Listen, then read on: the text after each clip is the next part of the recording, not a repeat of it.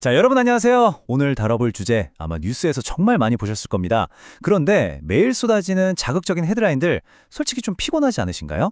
그래서 오늘은 그런 감정적인 수사들은 싹 걷어내고요. 이 복잡한 중동 위기를 뒤에서 조정하고 있는 진짜 요인들, 그러니까 역사적이고 인과학적인 도미노들을 하나하나 짚어보는 시간을 가져보려고 합니다. 끝까지 들으시면 흩어져 있던 퍼즐 조각들이 딱 맞춰지는 느낌을 받으실 수 있을 거예요. 자, 시작해볼까요? 흔히들 중동 위기라고 하면 가장 먼저 종교 갈등을 떠올리시잖아요. 마치 끝없는 성전, 거룩한 종교 전쟁처럼 비춰지기 십상인데 사실 진짜 원인은 따로 있습니다. 종교라는 베일을 살짝 걷어내보면요. 그 안에는 아주 오래된 역사적 앙금, 핵무기를 둘러싼 팽팽한 마찰, 그리고 최첨단 현대 군사 기술이 아주 복잡하게 얽히고 설켜 있거든요. 오늘 우리가 분석할 자료가 바로 이 거대한 실타래를 푸는 단서들입니다. 이 갈등의 진짜 뿌리를 이해하려면 시간을 좀 거슬러 올라가야 합니다. 1953년으로 가볼까요? 당시 이란의 모사데그 총리가 석유 국유화를 주장하다가 미국과 영국에 의해 쫓겨나는 엄청난 사건이 발생합니다. 이게 모든 갈등의 씨앗이 됐어요. 그 이후로 이란 국민들 사이에 분노가 차곡차곡 쌓이더니 결국 1979년에 그 유명한 호메이니의 이슬람 혁명으로 폭발하고 맙니다. 그리고 곧바로 무려 8년 동안이나 이어진 참혹한 이란-이라크 전쟁까지 치르게 되죠. 이런 굵직굵직한 역사적 충격들을 연달아 겪으면서 이란이라는 국가의 DNA 자체가 완전히 바뀌어버립니다. 놀랍게도 혁명 전에 이란은 미국의 최첨단 F-14 통캣 전투기를 수입해서 몰고 다닐 정도로 엄청난 친미 국가였어요. 믿기지 않으시죠? 하지만 앞서 말씀드린 사건들을 거치면서 이란 정권은 내부 권력을 꽉 쥐기 위해 구조적으로 반미, 반이스라엘 노선을 탈 수밖에 없었습니다.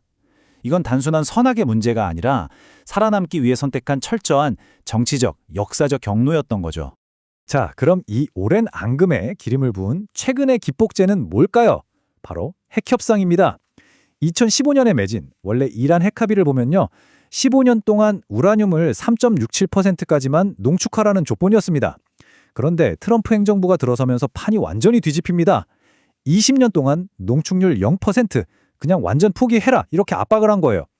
이란 입장에서는 국가의 핵심 방어 카드를 몽땅 버리라는 소리나 마찬가지였으니 타협의 여지 없는 엄청난 마찰이 시작된 건 어찌 보면 당연한 수순이었겠죠. 반대로 이스라엘 입장을 한번 생각해 볼까요? 이 복잡한 갈등 속에서 이스라엘의 진짜 원하는 궁극적인 지정학적 목표는 뭘까요? 전략적인 관점에서 아주 냉정하게 보면 이스라엘의 최우선 순위는 오직 하나, 바로 국가의 생존입니다. 이란의 군사시설과 핵개발 능력을 완전히 폭격해서 이란을 이른바 석기시대 수준으로 되돌려 놓겠다는 게 핵심이에요. 그래야만 자신들을 향한 안보 위협의 싹을 근본적으로 자를 수 있다고 보는 겁니다. 그런데 이스라엘이 왜 이렇게까지 극단적이고 강경해졌는지 그 해답의 중요한 퍼즐 조각이 하나 있습니다. 1,000만 명. 갑자기 웬 인구 이야기냐고요? 이 숫자가 바로 현재 이스라엘의 인구수거든요. 이 단순해 보이는 인구 팽창이 한 국가의 외교나 군사 정책을 어떻게 송두리째 바꿔놓을 수 있는지 그 놀라운 연관성을 지금부터 확인해 보겠습니다. 1948년 건국 당시만 해도 이스라엘 인구는 80만 명에 불과했어요. 그런데 1990년 구소련이 붕괴되면서 엄청난 수의 유대인들이 쏟아져 들어옵니다. 순식간에 500만 명을 돌파하더니 지금은 무려 1,000만 명에 달하죠. 짧은 시간에 좁은 땅덩어리에 사람이 이렇게 터져나가듯 늘어나다 보니 이스라엘 내부 정치 지형 자체가 강력하게 우경화되었습니다. 생존을 넘어서 영토를 더 넓혀야 한다는 이른바 대이스라엘주의가 힘을 얻으면서 지금의 그 강경한 대외 정책이 탄생하게 된 겁니다. 지정학적 배경은 이쯤 해두고 이제 실제 전장으로 시선을 좀 돌려볼까요? 지금 중동 갈등을 정의하는 핵심 무기는 영화에 나오는 비싼 스텔스 전투기가 아닙니다.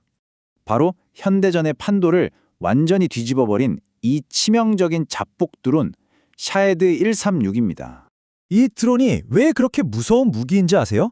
성능도 성능이지만 진짜 소름 돋는 건 바로 가격입니다. 한 대 만드는데 구작 2에서 3천만 원밖에 안 들어요. 분석 자료의 표현을 빌리자면 마치 우리가 쿠팡이나 배민에서 물건 시키듯이 시중에서 구하기 쉬운 싼 상업용 부품들을 쓱쓱 조립해서 만든 수준이라는 거죠. 그런데 사거리는 무려 2,000km에 달하고 심지어 러시아와 공동 생산까지 하고 있습니다. 가성비로 현대전의 패러다임을 박살내고 있는 셈입니다. 자, 여기까지 듣다 보면 이런 의문이 드실 겁니다. 아니, 이렇게 엄청난 무기들이 날아다니고 분쟁이 커지는데 미국이나 다른 동맹국들은 왜 적극적으로 개입해서 안 말리는 거지? 맞습니다. 겉보기엔 반관하는 것처럼 보이죠? 그 이유를 알려면 잠시 무기 얘기에서 벗어나 국제군사동맹이라는 아주 차갑고 냉정한 법적 현실을 짚어봐야 합니다. 강대국들이 섣불리 개입하지 않는 법적 근거는 의외로 아주 명확합니다.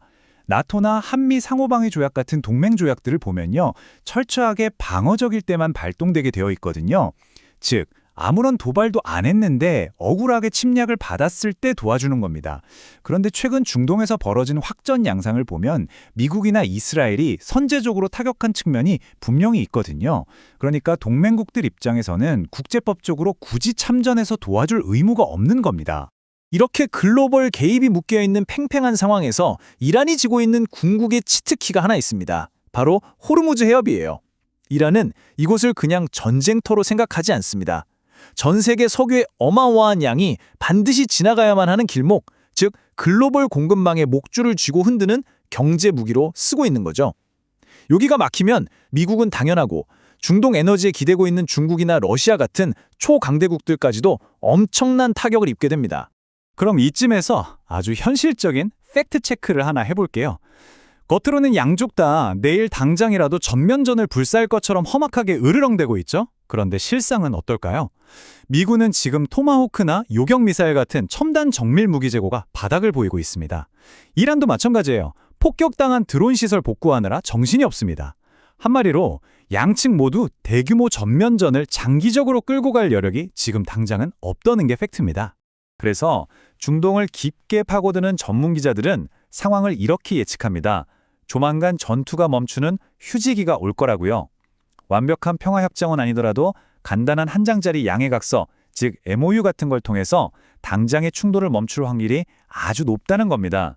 왜냐? 앞서 말씀드렸듯 양쪽 다 숨을 고르고 전력을 다시 채울 시간이 지금 필사적으로 필요하기 때문이죠. 철저하게 전략적인 타임아웃인 셈입니다. 자, 이제 중동을 넘어서 세계 지도 전체로 시야를 한번 넓혀볼게요. 상황이 훨씬 더 흥미로워집니다.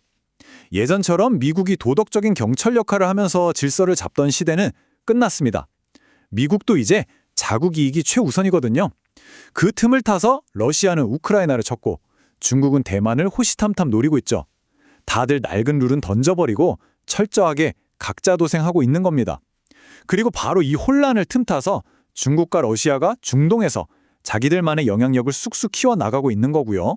오늘 분석을 마무리하면서 여러분께 이 묵직한 질문 하나를 던지고 싶습니다. 초강대국들이 오직 자기들의 이익을 위해서 기존의 룰을 가차없이 깨버리는 이 낯선 다극화 시대. 전 세계의 경찰 역할을 하던 확고한 평화유지군이 감쪽같이 사라진 이 무질서한 세계에서 과연 앞으로의 질서는 누가 어떻게 유지하게 될까요? 이 불안하지만 결코 피할 수 없는 현실이 바로 오늘 우리가 다룬 자료의 가장 핵심적인 메시지입니다.